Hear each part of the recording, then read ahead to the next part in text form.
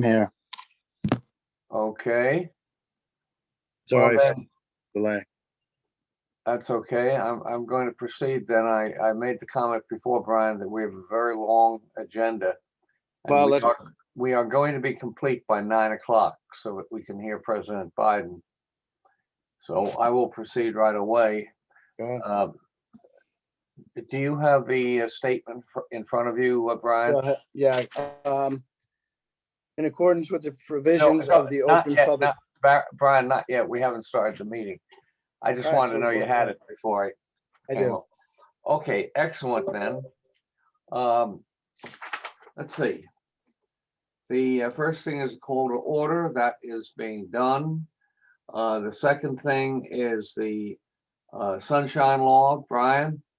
In accordance with the provisions of the Open Public Meetings Act, public meetings may be held in person or by means of communication equipment to include streaming services and other online meeting platforms. Due to the COVID-19 situation, the Borough of Fairhaven's municipal facilities are closed to the public.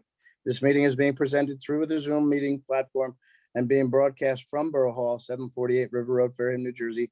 Public participation for this Environmental Commission meeting of April 28th, 2021 is available by call-in phone number or through web conferencing, i.e. Zoom.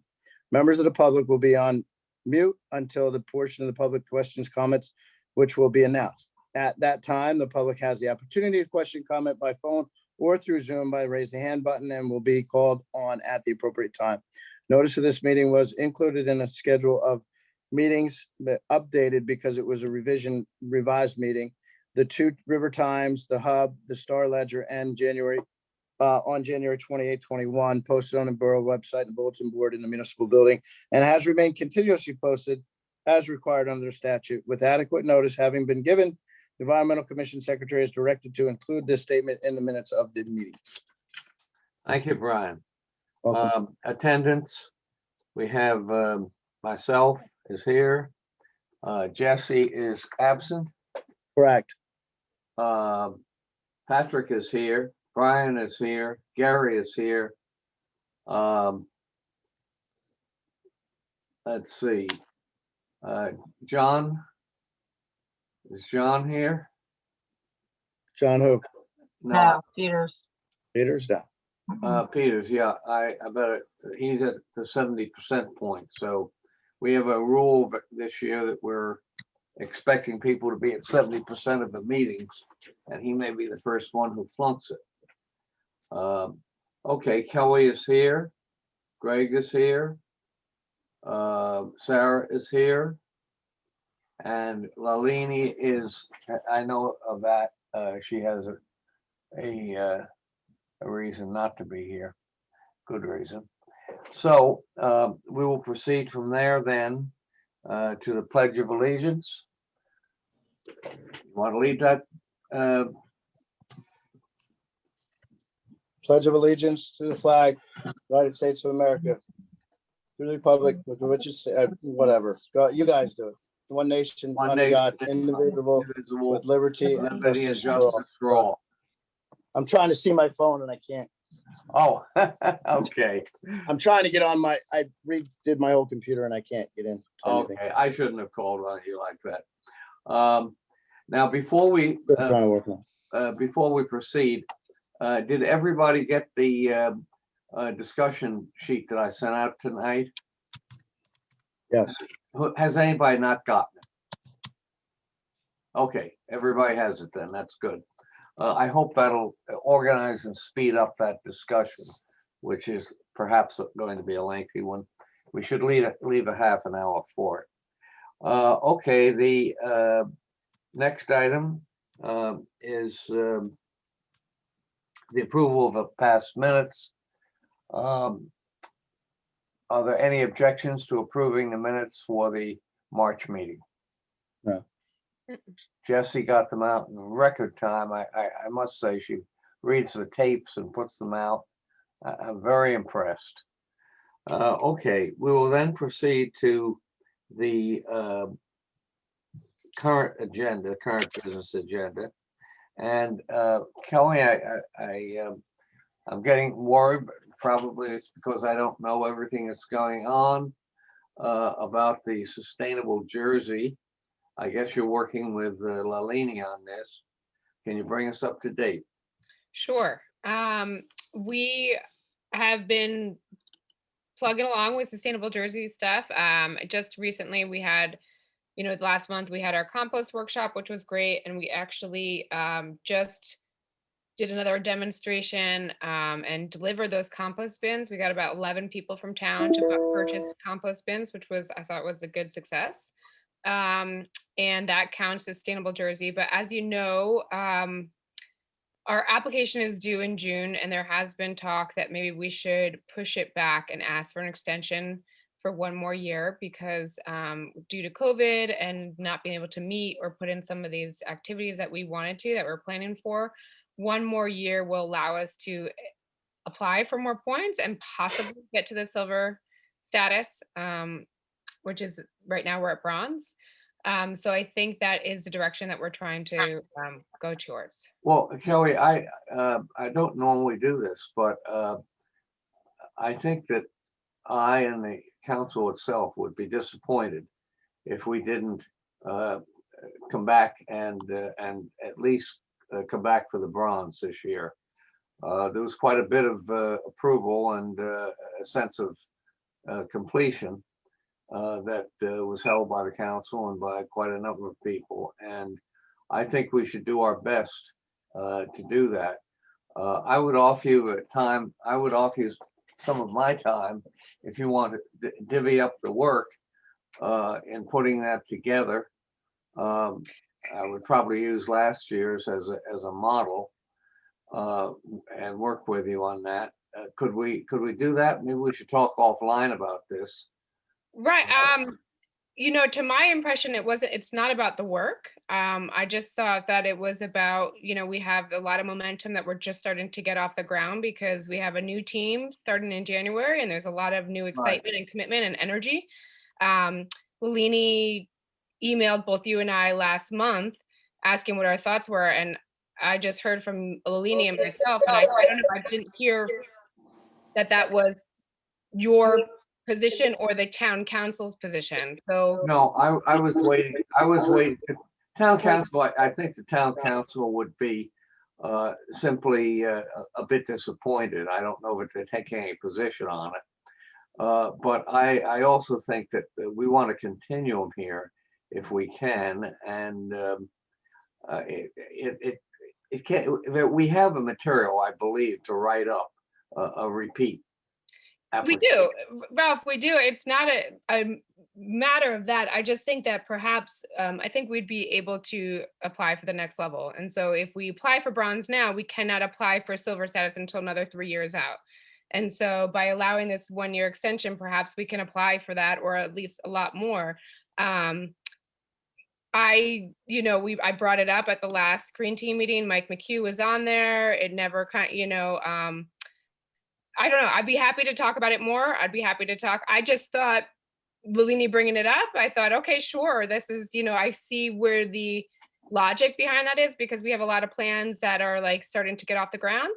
But if that is the feel from other people, I'd love to hear reasons why. I'll tell you what, let's take this one offline, okay? Given the complexities of Okay, sure, no problem. tonight's meeting. And I will try call you and Lalini, and we may come out with a position that you have now. But I'd like to at least have the discussion. Totally agree. Sure. Okay, it'd be a bit too long for tonight. Okay. So I put that down as an action item.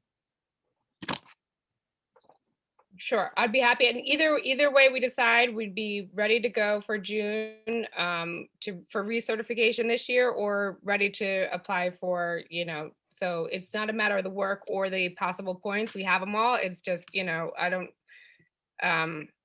whatever side, whatever decision we decide to go with. Okay, I'm tied up tomorrow with an audit committee meeting for a board that I'm on in New York. So do you mind if I call you over the weekend at some point? No, that should be fine. Sure. Okay, fine, good. Great. I said didn't want to do it if you. Okay, then we'll move on from there to the next item.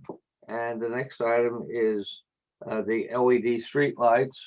I'm told by New Jersey Bell,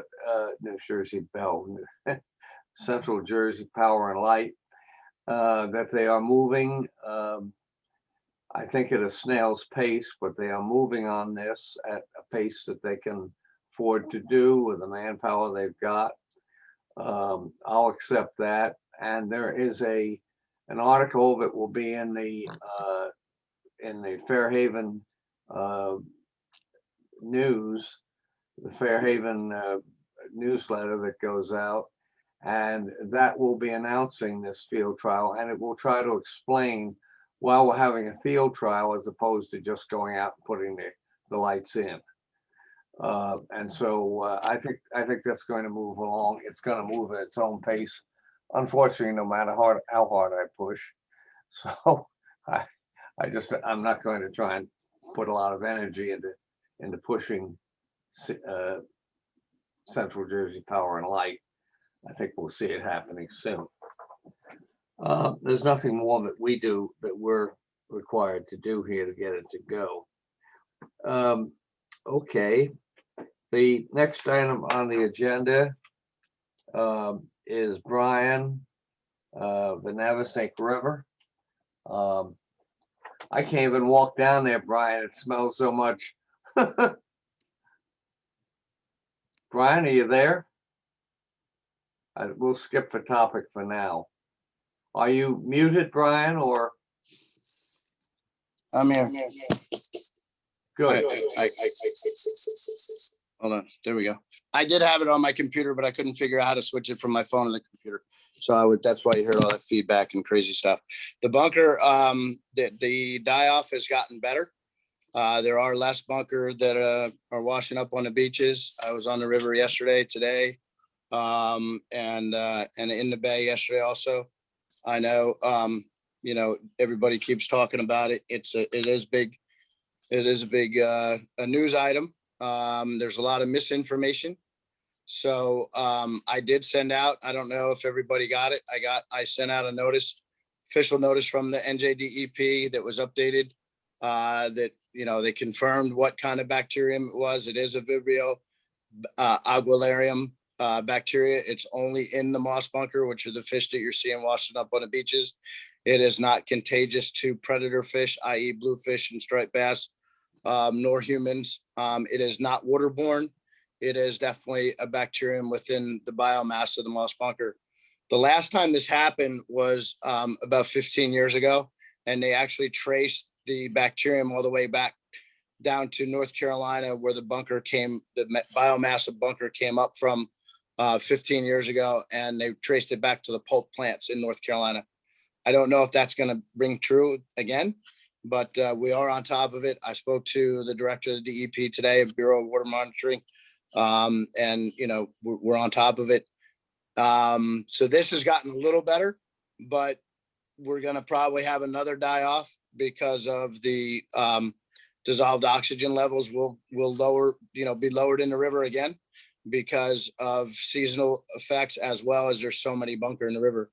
So unless us fishermen get out there every day and throw cast nets and utilize the resource, which I used as much as I could over the winter. I have 4 commercial nets out, and every net had 200 to 300 bunkers in it. Every time we checked them every 3-4 days.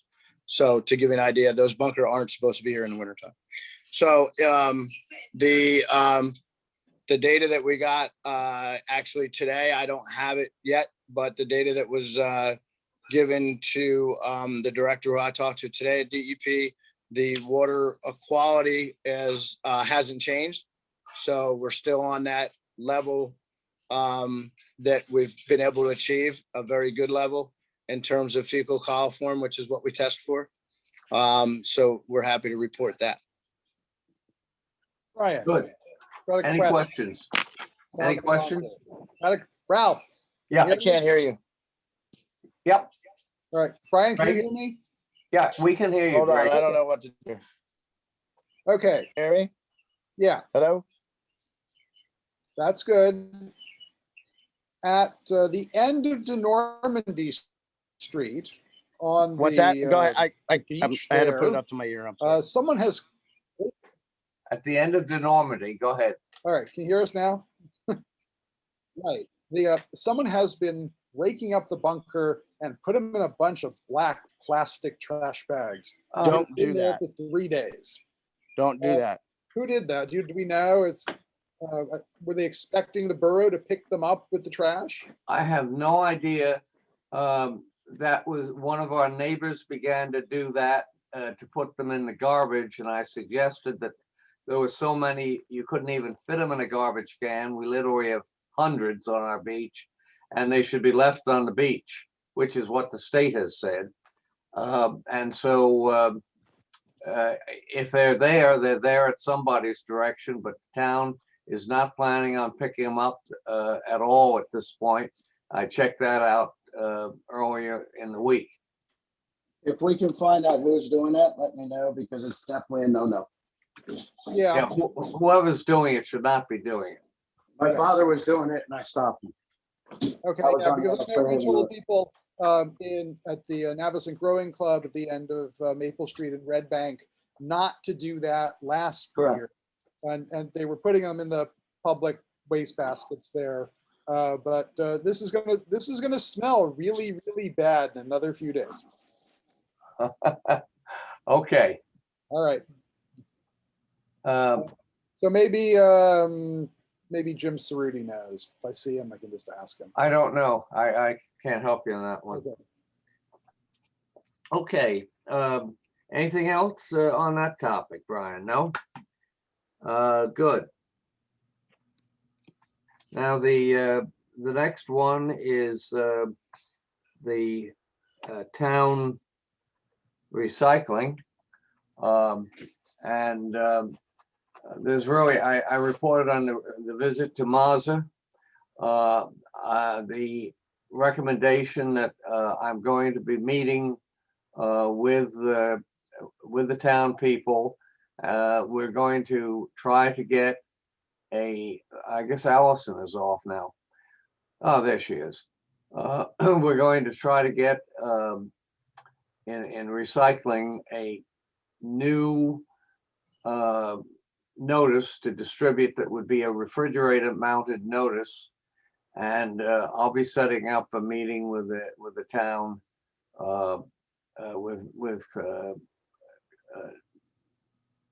with town manager Teresa over the next week. What was that again, Ralph? I'm sorry, I got knocked off. I said on the recycling.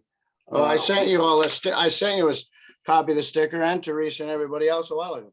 Right, I saw that a while ago, and we have a refrigerator magnet, which I think would probably be more effective than something you put on garbage cans. I don't. Most people have stainless steel refrigerators. Magnets don't stick.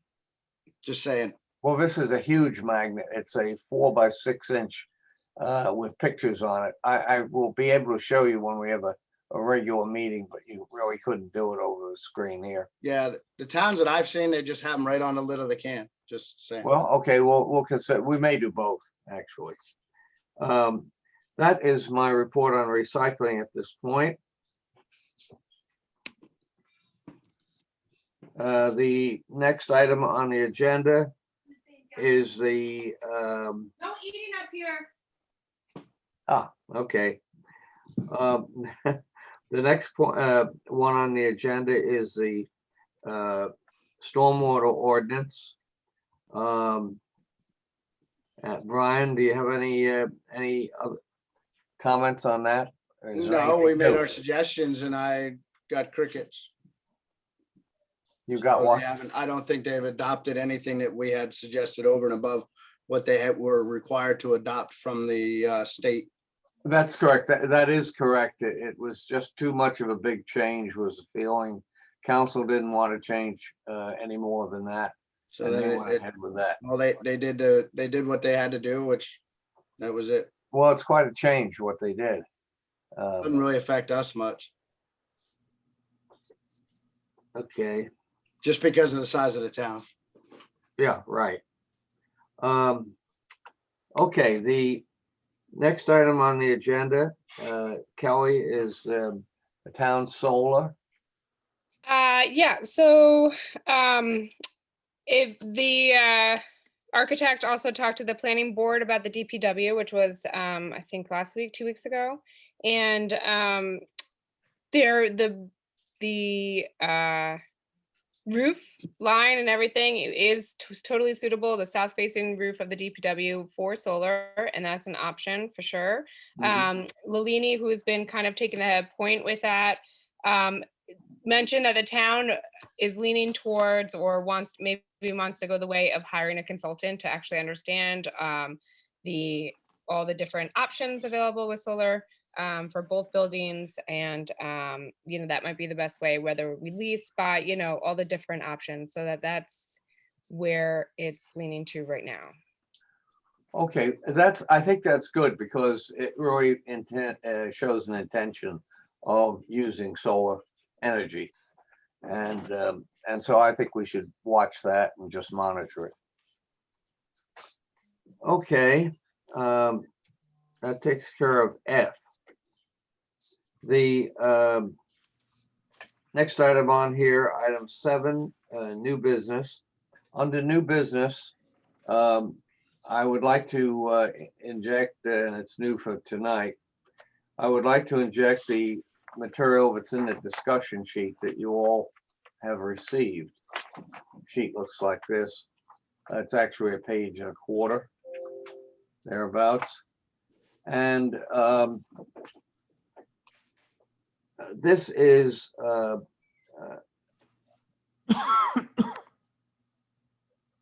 really a subject that we've gotten back to time and again over the last decade and have gotten nowheres.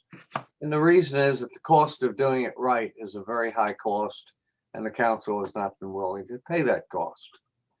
If we do nothing and make no recommendation, Teresa will be making the recommendation that we again have a company back that's been putting the environmentally friendly chemicals into the pond and keep the aerators that are the floating aerators working in the pond and take the results that we get.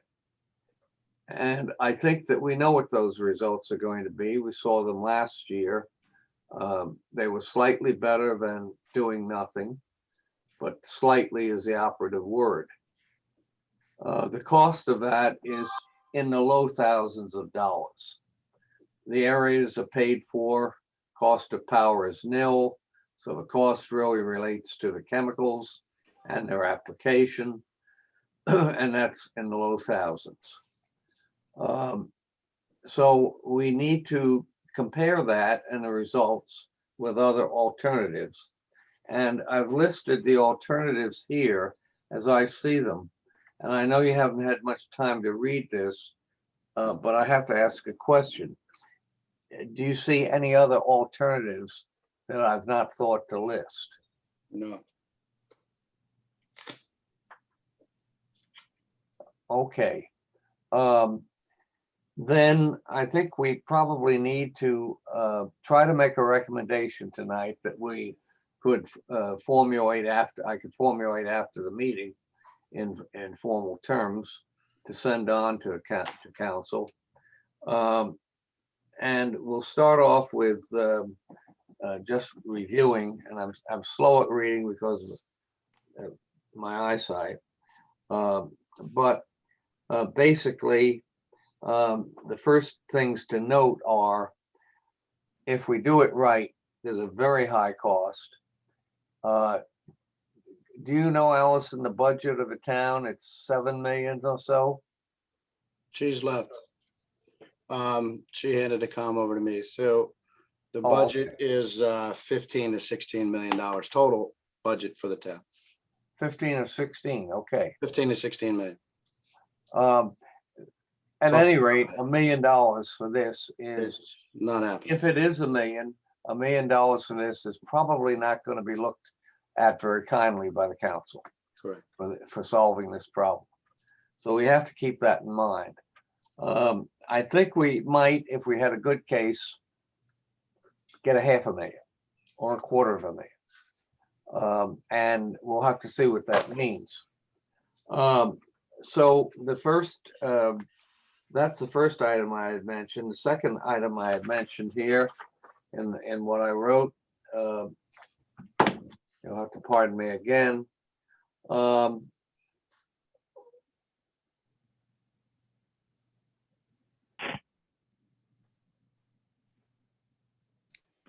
Okay. The second item was that if we dredged or if we did a hydraulic dredging and we put materials on the beach, they are natural materials, but I can't help but believe that they're going to smell. Can I interject something, Rob? Yeah, please do. We have to be very careful when we talk dredging. Dredging is totally separate. So we're talking about hydro raking, which is just taking the top layer of organic material off. It's not dredging. Okay, you're right. Hydro raking. Pardon They're me? literally just taking the top layer of the organic material that inhibits the growth to out of the pond. It is raking, you're right. Dredging is taking. Not dredging. It's not dredging, which is Correct. taking silt and soil out. That's correct. But we would be taking what amounts to, the pond was originally 4 feet. It was designed as an ice pond. It's not a natural pond. It was cut out by the equivalent of front end loaders. And it ended up taking a great deal of soil out, putting in a pond which had about 4 feet of depth. It now has 18 inches to 2 feet of depth. And I can tell you that because I measured it. It's also changing from my data over 3 years now. This is the third year. The depth is changing at individual spots, which I've marked at 2 to 3 inches per year. So you get the feeling that 18 inches would be used up fairly soon, the way things are going. I think time has come when we have to do something, and that's one of the big points I'm going to make to council. The third point here is that some of the bulkheads in the pond, they're on the side on the opposite from Fairhaven Road. Some of the bulkheads are very, very weak. In fact, I would be afraid to step on them. The top of some of them, they've pretty much disintegrated in some places. The owners would be only too happy, I'm sure, to get new bulkheads. If we don't want that expense, they come at $1,000 a foot. If we don't want that expense, we need to keep construction and any physical movement away from the area where the bulkheads are. That's another reason to hydro rake.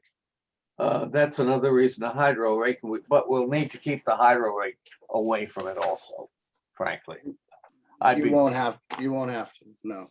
I'd be That's very not true. worried about those. I think I could take a hand rake and demolish them. We replaced most of the bulkheads on the east side of the pond. The other ones that are on the northeast side, more towards, what is that? What's the street? Linden? Towards River Road, towards Those- River. Yeah. Those, there is one house that doesn't have a bulkhead, but the newer bulkheads, they can, believe me, the hydro raking, you're only talking about a foot. And those bulkheads, like I said, we replaced some of the bulkheads there. But again, you were not going to hydro rake right up to the bulkhead, no. No, that we couldn't. I agree. Correct. Okay, with those limitations, I then listed several possibilities. And the first possibility was that, I'm trying to read it here. It was basically treating the pond with chemicals, continuing to. Is there anybody here who would like to address that point, either in favor or against? So, I would speak in favor of it. I mean, I have done, since you sent out your information, have gone into a little bit of research on the copper sulfate chemicals they use to deal with the duckweed, and they seem to be about as friendly as you can get. That's right. You got to be careful not to dump them all in at once. Use the coarse grain stuff that doesn't dissolve too fast in case there are fish. Of course, there are not any real natural fish in the pond. It's Yes, stock. sir. It No, used- no, no. But It used to isn't be, true. it used Wait to a be minute. stock. Wait a minute. That's not true. are there natural fish in the pond?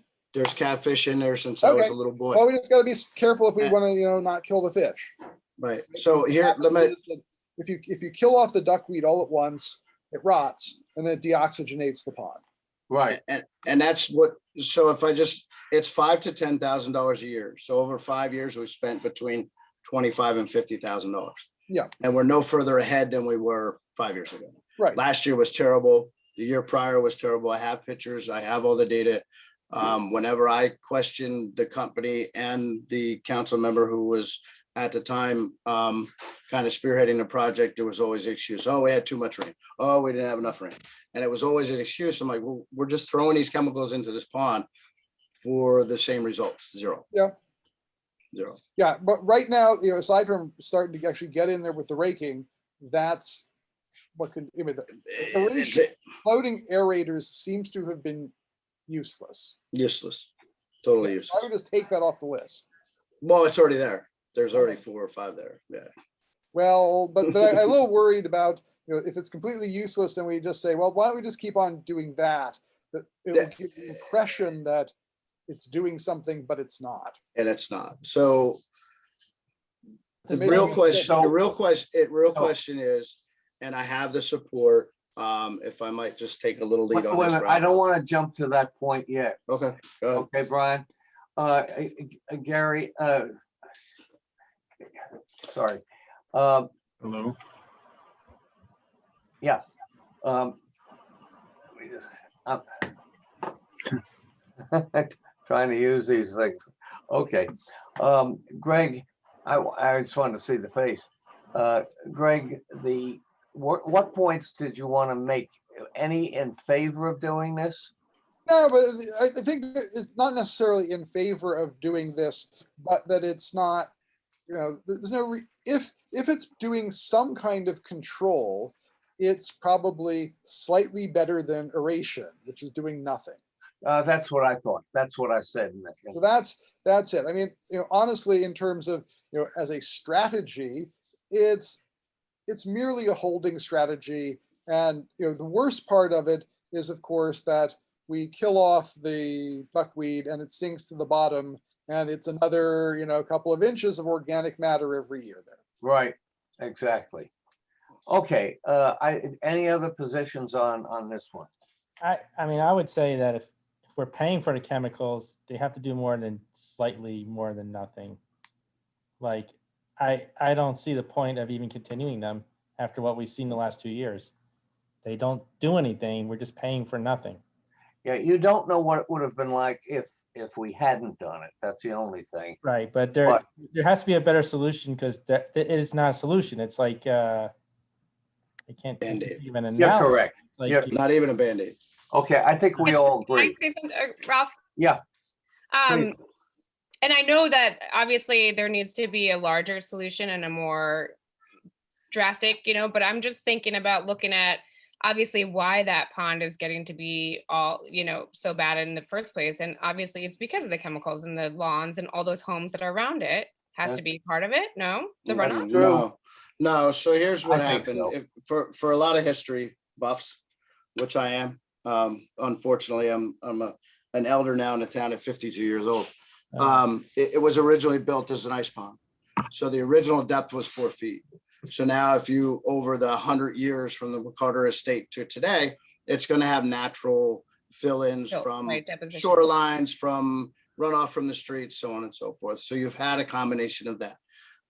And so the less water you have, the easier it is for these weeds to grow and reach the surface, they die, and now you just built up another layer of organic material. So it's really a combination of those things over the last century. Literally, we haven't done anything.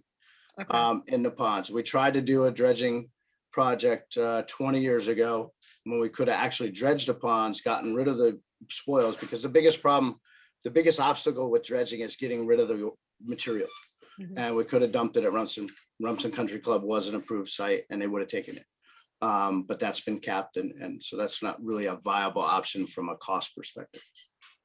Okay. Well, I So think, it's not, look, I mean, I think Kelly's point was that whatever weeds are in there, duckweed or other, it certainly is being encouraged and fed by runoff from lawns and the like. It's a self-fulfilling. They're But it both, probably- they're both right that, But- Yes, That probably won't change, Kelly. that's not gonna no, change. I know that. I obviously, but I'm just, it's you know, gotta I'm be happening speaking- faster, right? you're right. It doesn't happen fast. And that's why I said it's not the drastic effort, but I'm like, as another option, it would be great to educate those people, especially around it and other people about it. I mean, tons of people using it. The fishing derby is this weekend. Everyone was on there in the pond and the ice hockey this past winter.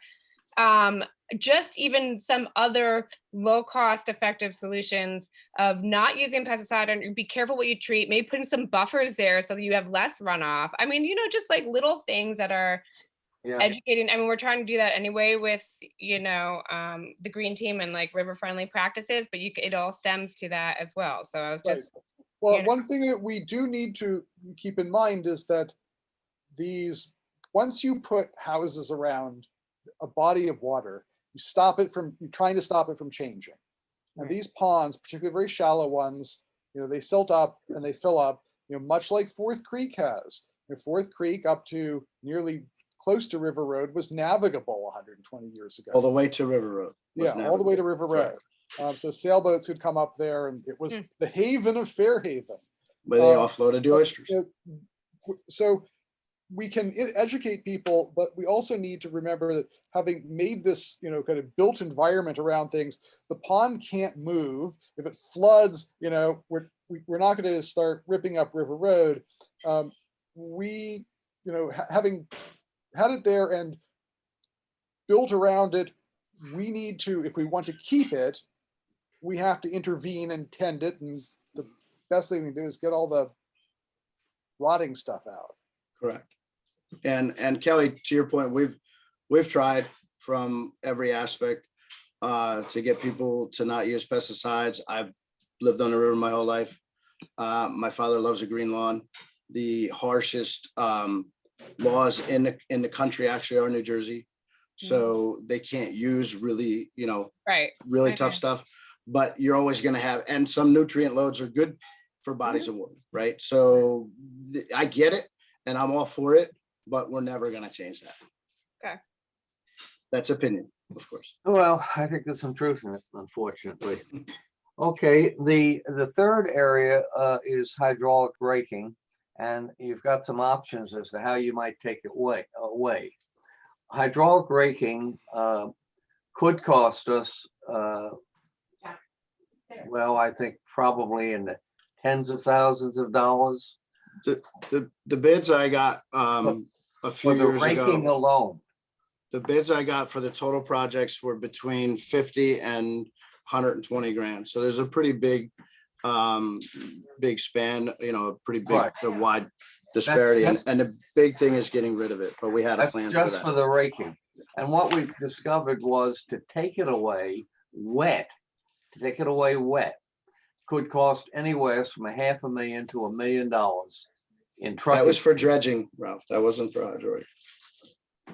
Brian, wasn't that the major cost was for, For dredging, yes, for dredging, for the dredge spoils. well, right, but that was a trucking portion of it. Not 100%. That's high. But to educate again our commission, the biggest expense in dredging is getting rid of the spoils. Not only having the site, but you have to have approved trucks. You can't drop any of it on the street. So if you take it away wet, obviously it's a lot more. There's a lot more areas for spillage. They have to be sealed containers, so on and so forth. So the best way to do is try to let it dry out. The organic material is less of a burden because it's just weeds and rotten things. It's not mud. And that's hence the hydro raking, just to take that layer off. And that can be used at the natural areas for trails and the trail system we put in for a grant was denied. But we can still do it ourselves within the borough to take the material and put it in the new trails that they proposed at Fairhaven Fields. That was the total proposed plan when I talked to council last August. Now, that plan which Teresa had put an MCOS grant for. That was for a grant and was denied, but It has one other sleeper in it, and that is that the people who run the natural area may or may not, we've gotten some good vibes, but may or may not be willing to take this. We try not to call it spoils. it's Not not spoils. spoils, it's just vegetative material and not spoils. But we try to, would like to use this ground up, and we have a grinder, ground up and put down on the new paths that they intend, as well as the old paths, Yeah, to cover. it would make a good base, and then they would cover it with the quarry dust. I spoke to, and he's no longer on the committee as far as I can tell, but I will speak to the one member at the time who was very concerned with it. And I think I had him, we had him on board because we went in for the grant. So we did have him on board to do it. So I don't think that's as much as an issue today as it once was.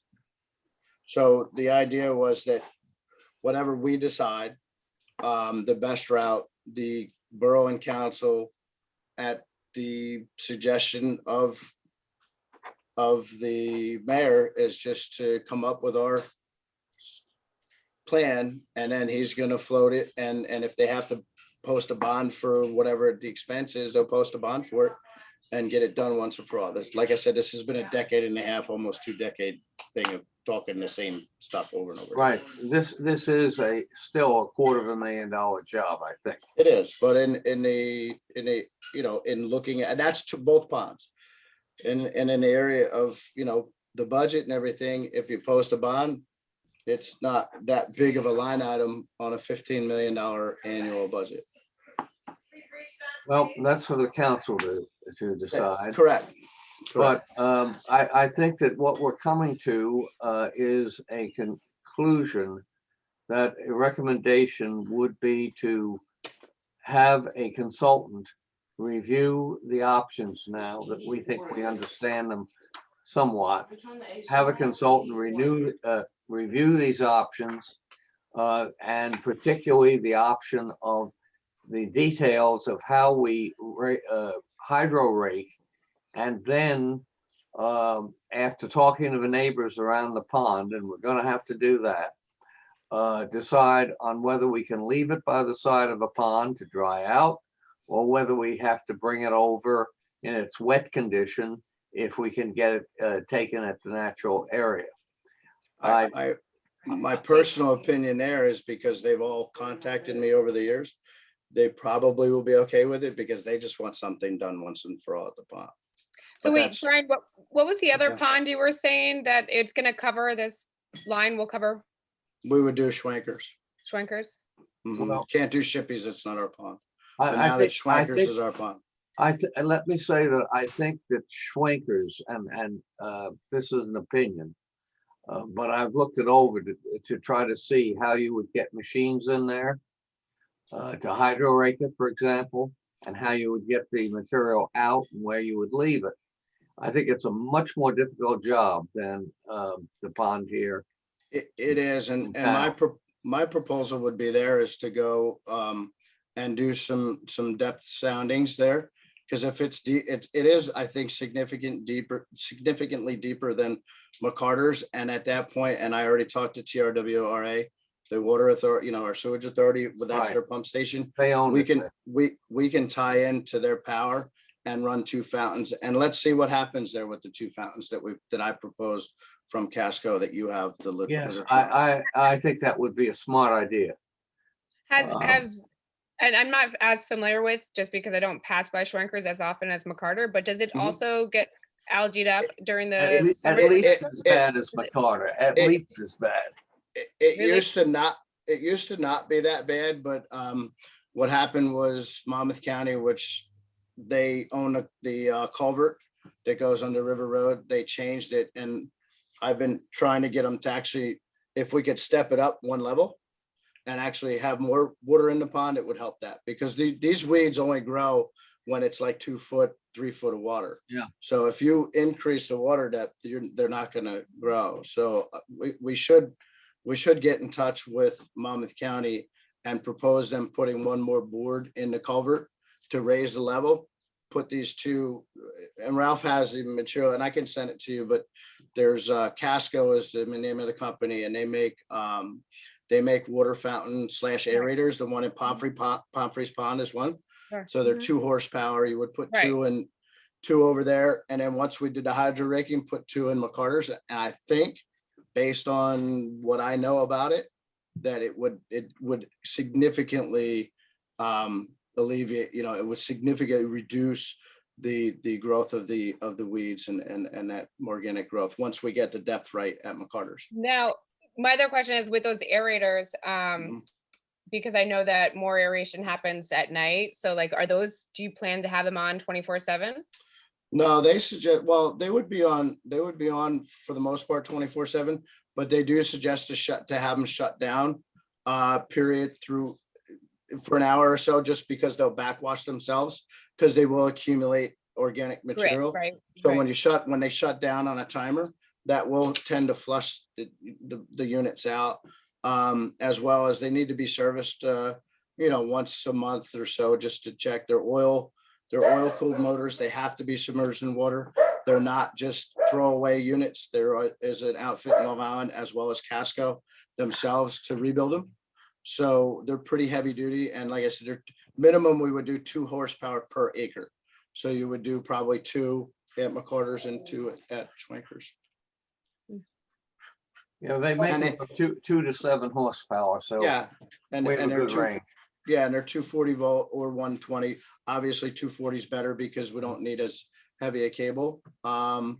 Because of the longer run, you're gonna have a much longer cable if you You have less current. have less conduit. So, and you could put LED lights in them and on all kinds of crazy stuff. Not that we would do that in Fairhaven, but that we could have fun with them. And they could be made quite attractive, but Yes. I would think that 1 or 2 in Schlenker's Pond, depending on the depth of the pond and how we find its geography. I mean, I think like, Yeah. and I know that I see that one in Rumson and it looks really nice, and I can see that totally from McCarter, but Schwenker's is just much more hidden in, I just wonder what 2 fountains there might be to, a lot of that wildlife as well that goes to that pond, and Wildlife loves them. even But like the we're big not- ferns and the egrets and stuff that go there. Yeah, they won't have a problem with it. But it's just, you could do one and it would definitely help. But Mhm. if we got to, and I have the measurement somewhere of the pond, but it's really not for aesthetics. It's really, I mean, they do look nice. Right. But you're really serving 2 purposes. You're getting the water flow, you're aerating, and then the third would be aesthetics if people like Okay. to look at a fountain.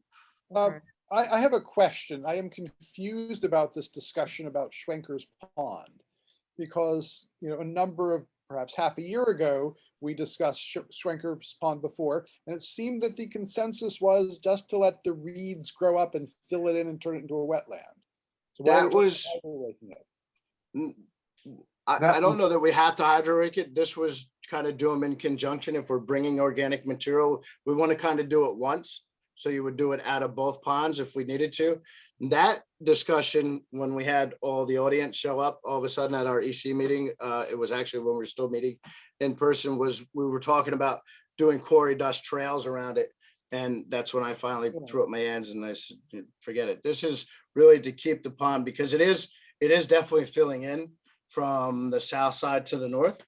Right. But they don't want us to do anything to it. Fine, but I really want to try to retain as much as we can of the pond, so that we don't, and because now the town owns it. We didn't own it before. Greg, I think with Schwenker's Pond, I personally think, I think Brian may agree with me. that the mechanical problems of hydro raking there and getting the material out are going to be, they're doable, but they're going to be a good deal more expensive than anything that we have to do at McCarter's Pond. Yeah, My gut feeling would be to try out and get a learning exercise at McCarter's Pond. And then with that behind us, decide what we can do at Schwenker's Pond, possibly for the cost, only aeration. I definitely agree. And like I said, I'm gonna run over there with a kayak and paddle out and see how deep it is. You definitely can't walk out there because I know I know what's on the bottom.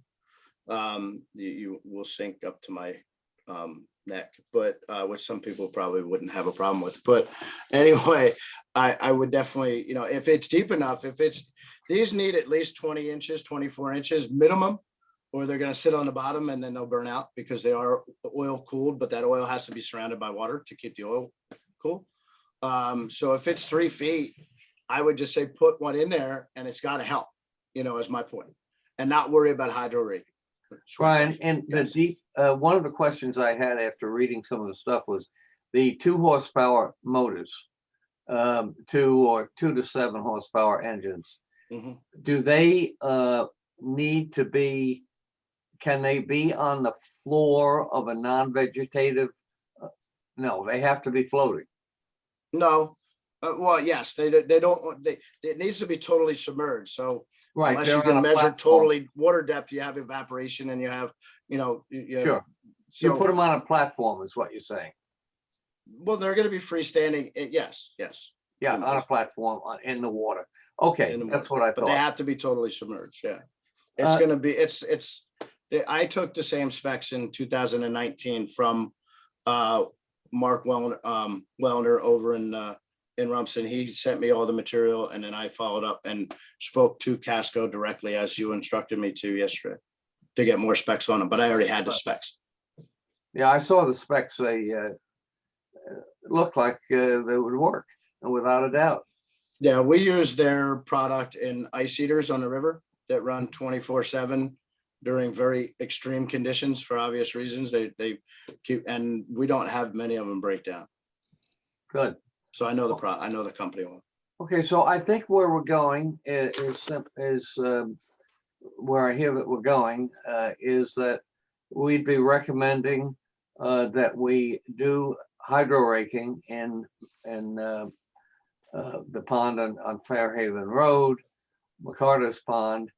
We would probably then follow that up with 1 or 2 of the larger aerators, as we've discussed.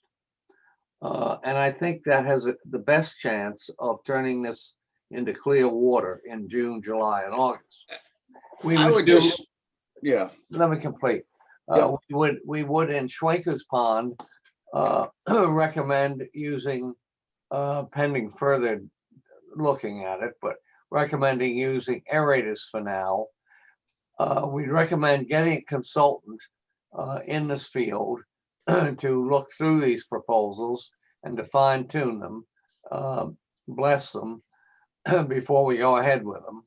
And also to much better refine the Schwenker's picture, which we haven't really spent much time on, either Brian or myself. Pardon me.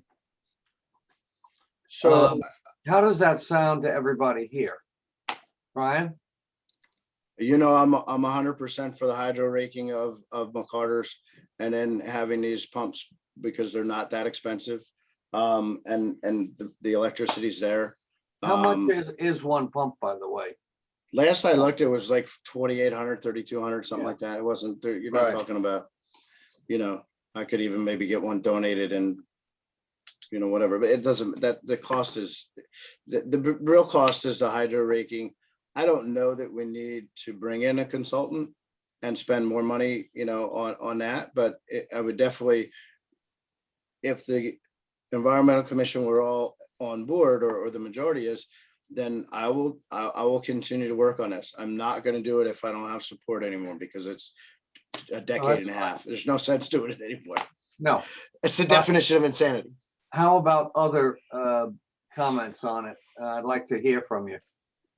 I definitely support the hydro raking, but I think that it needs to happen in conjunction with other like smaller behavior changes, because even if it isn't like the main cause of the issue, nutrient runoff definitely exacerbates the problem. And then I feel like in, I don't know, maybe 10 years, it's just going to go back to where it's at now.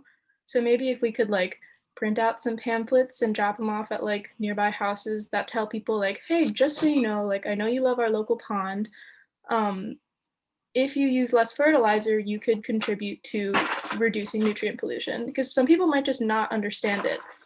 Kelly, I I agree. think your idea is a good one, but I think what we ought to have is a town meeting to tell people what we're doing on the pond and Yeah. get those messages through right there.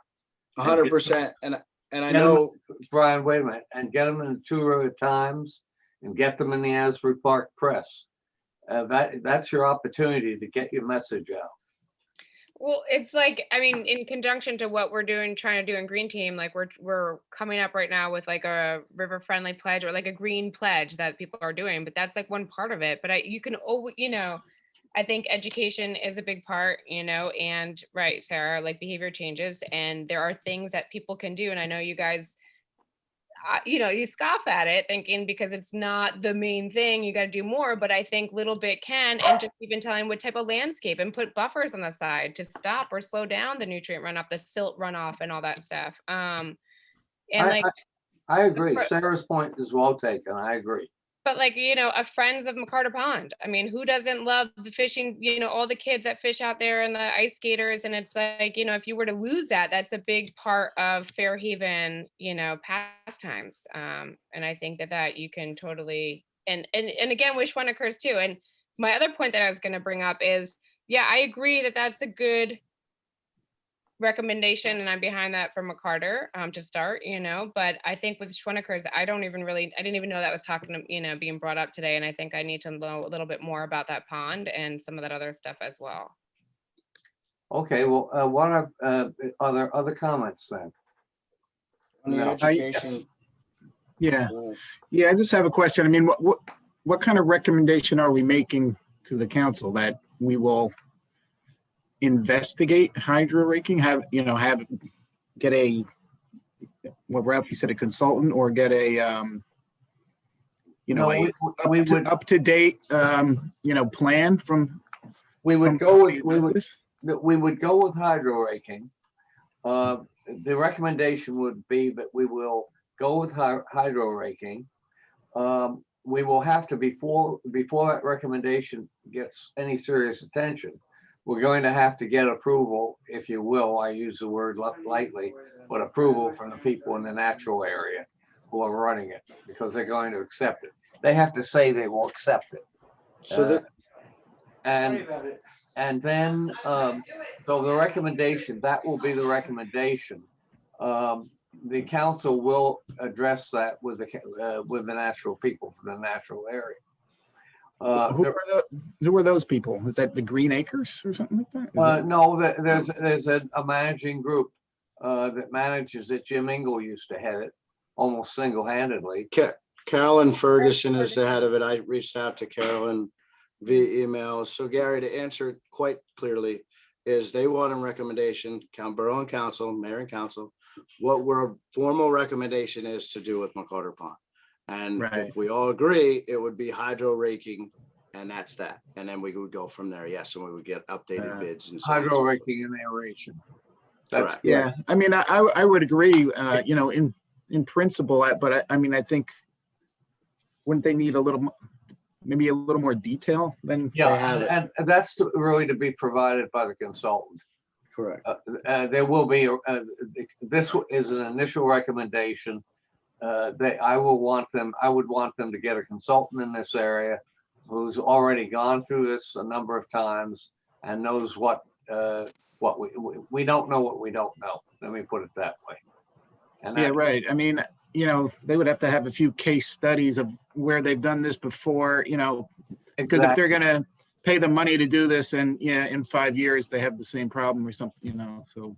We will get an experienced consultant in that area. To give you an idea, there's 2 companies in the whole state that does it. One is Princeton and one is up in Berkeley, I think. Yeah, Those are the- I remember Those are the two calling, quotes. Those are the two calling quotes Princeton that a I few got. times. Yeah, those Right. were the two quotes that I originally got. Now, also, we need a consultant. I'll be right with you. We need a consultant to give us a better view of what we can do with Schwenker's Pond. And I'll leave it at that. So we'll give it a high level recommendation and then have the consultant work out the details. Right. I mean, Oh. what Princeton Hydro is not considered a consultant? They're just trying to sell something to No, you? Or No, they would be brought in as a consultant. I don't think you need to bring, Princeton Hydro worked for us in Basking Ridge, Vernus Township. And they're fine. They're good. I was on the planning board up there. Okay. Let's see, I'm gonna have to use my, I'll just start talking, Ralph, sorry. okay, My recommendation would be to stop the copper sulfate immediately. I mean, the aerators look okay. I don't know if you want to turn them off and save electricity. they don't hurt anything. I don't think you commit to hydro raking without committing to the fountains. What's the point of Right. pulling this stuff out if then we're not going to put the fountains and we got our hydro rake in 3 years again? It just makes no sense. It's got to be tandem. well, that would be my That is the proposal proposal. is to do the Right, but whole you thing, just not said, you dredging, literally just hydro said rake, you're and gonna recommend for hydro raking, but we have to recommend both at the same time. Yeah, correct. and we That's can't, exactly correct. we, absolutely, and we cannot put the aerators in unless there's 2 to 3 feet of water. I understand that, yep, but And, I think if the council's gonna move, it's gotta be for both, not just for the hydro raking and say, No. oh, hydro rake. It's for both. Right. It's for We have both, to commit right Both then. ones for both. Yep. Okay, any other questions? Why? Okay, I will draft a Go ahead. recommendation. I will circulate that to this group probably over the weekend. It will be Is the cover off the AC unit? Yeah, I took that off. Everyone turned their AC on today. Still dying. It will be a brief recommendation to council, and I will circulate a copy of it to everybody here for comments at the same time. I don't think I'll have much more time to do it. They wanted it by Monday so they could discuss it on Wednesday. Mhm. I believe that's the case, yeah. That's correct. I could, if we wanted, we could probably get them to move it to 1 more week, but they were kind enough to delay it for this recommendation because we had our meeting delayed. Okay, that's it. I have no more comments on that, and I think there's not much more, if anything, in the meeting tonight. Is there any new business that should be brought up? No. Okay, I think we can adjourn then, and may we go listen to Biden and hope he does. Al, you got to remember to ask for comments from the public.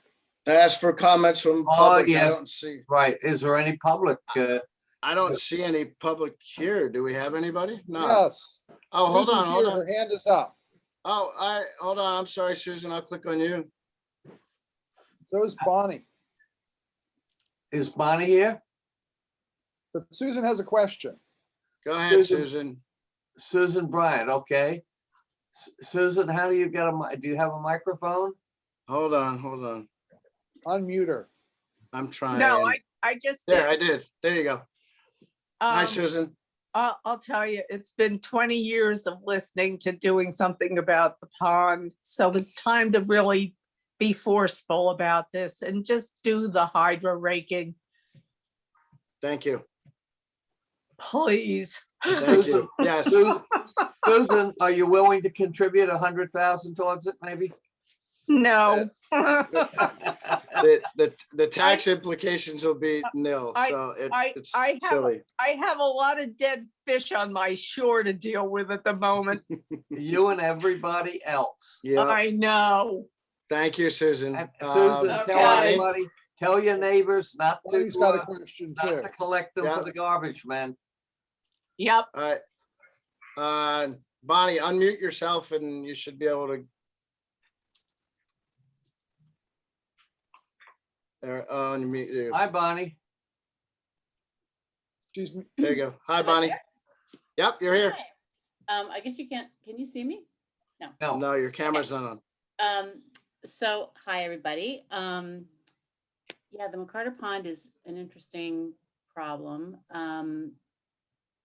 There's gotta be somebody that knows how to do that. I don't know. We do. I know you've been working on it forever, Brian, and that's, admirable, hopefully. Thank you. I do agree with Sarah, and I mean, look, I live on the river. I decided that I was not going to put chemicals on my lawn anymore. I have, clover, okay, a few dandelions. I think it's part of living on the water is that you are responsible for the runoff. And I feel like if the people that lived around McCarter could be told, hey, just an impressive green lawn is not a badge of honor anymore. It just isn't. I mean, it means you're putting chemicals down. And it's green without chemicals. It's still really green. It just has other things in it that help bees. So I would just really encourage the people that live around there to, I mean, it's hard to tell what really is the problem. I know it's really shallow, but I would love to just see people educated, as Kelly said, about how you don't need to add chemicals and what they do to any body of water. Also, the Schwenkers, I mean, every time I drive by there, I peek in there because you're talking about it all the time, Brian. And I think that I've heard that the night herons are in there. And I just worry about the birds that hang out there and disrupting them with any sort of, spray. I mean, are the neighbors complaining about Schwenkers? No, but it's our pond, so it's not, it's something that we have to address as a steward to all of our natural resources. I am very familiar with night herons, and they're not bothered by fountains and stuff like that. Brian, how So- do you know that? I lived on the water all my life, and I've seen them in our backyards, and people were running around. They're not, I mean, there is a balance, and I get it. And the whole runoff thing is we could go on all night about it. I'm not going to. But in terms of what is right for the pond and what's right for the, as stewards of such natural resources, we have to have a balance, and I get it. But I don't think that a fountain with some water coming up is going to really affect a lot of wildlife to the negative side. Right, and a healthier pond. There's a healthier environment for all. Correct. And just to make sure I have it right in my own head, all ponds turn into swamps and then they turn into wetlands, right?